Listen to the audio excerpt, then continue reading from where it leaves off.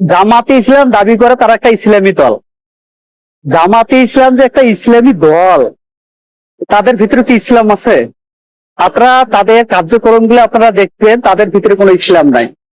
ওই যে ফখরুল ইসলাম, ইসলাম যেমন নয়, আপনার ইসলাম ইসলাম যেমন ইসলাম নয়, জামাতে ইসলাম যেমন ইসলাম নয়, আমি মোহাম্মদ হাফিজুল ইসলাম কিন্তু ইসলাম নয়। ইসলাম হচ্ছে ভিন্ন জিনিস। ইসলাম হচ্ছে মোহাম্মদ সাল্লাল্লাহু আলাইহি ওয়াসাল্লাম এর দেওয়া ইসলাম, আল্লাহ দেওয়া ইসলাম।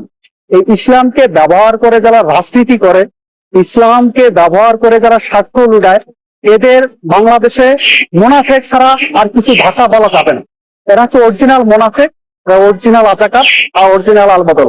আমি বিশ্বাস করি এই বাংলাদেশে বঙ্গবন্ধুর কোন জননেত্রী শেখ হাসিনা এসে এই আজাকারদের বিচার করবে, জননেত্রী শেখ হাসিনা এই 24-এর আজাকারদের বিচার করবে।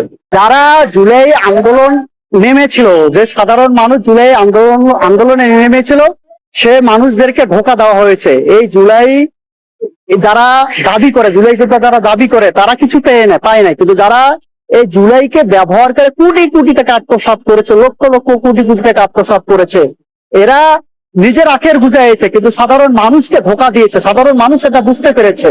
আর আওয়ামী লীগকে ফিরে আসার কথা বললেন না, আওয়ামী লীগ তো ফিরে আসবে।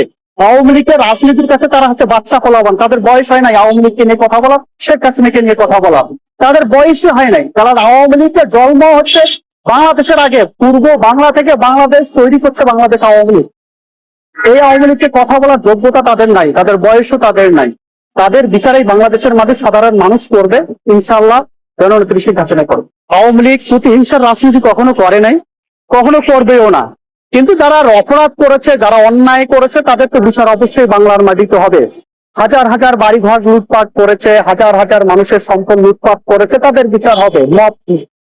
মব জাস্টিস করে তাদের অর্থ সম্পদ লুটপাট করেছে, হাজার হাজার নেতা কর্মীটিকে মেরে হত্যা করেছে, তাদের তো বিচার অবশ্যই করবে। কিন্তু প্রতিহিংসার রাজনীতি আওয়ামী লীগ কখনো করে নাই, কখনো করবেও না।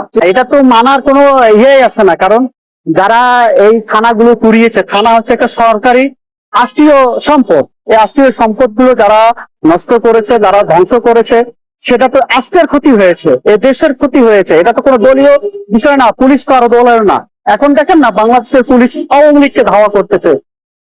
প্রশাসন যে সরকার থাকে সেই সরকারের, কিন্তু দুঃখের বিষয় হলো বাংলাদেশে এত পরিমাণ 3200 পুলিশ নিহত হলো, পিডিএ মারা হলো, গাছে ঝুলিয়ে মারা হলো, কিন্তু পুলিশের পক্ষ থেকে এখন পর্যন্ত কেউ এর বিচার চাইলো না বা কেউ মামলা করতেও সাহস পাইলো না। আসলে এই পুলিশের উদ্দেশ্যে বলি, যারা এই নিহত ভাইদের উপরে বেইমানি করতেছে, পুলিশ হত্যার বিচার চাচ্ছে না, পুলিশ হত্যার বিচার করতেছে না, তাদেরকেও একদিন এই কাজ করে দাঁড়াতে হবে। আওয়ামী লীগ যদি ক্ষমতায় আসে তাহলে কি পুলিশ হত্যার বিচার হবে? জি, অবশ্যই হবে, 100% হবে। বঙ্গবন্ধুর কোনো জননেত্রী শেখ হাসিনা একটা ভিডিও বার্তায় বলেছিল, উকুনের মতো বেছে বেছে তাদের বিচার করা হবে। এই যারা জুলাই এবং আগস্টে পুলিশ হত্যা থেকে শুরু করে সাধারণ নাগরিককে হত্যা করেছে, রাষ্ট্রীয় সম্পদ লুটপাট করেছে, ধ্বংস করেছে, আওয়ামী লীগের নেতা কর্মীদেরকে ধ্বংস করেছে, তাদেরকে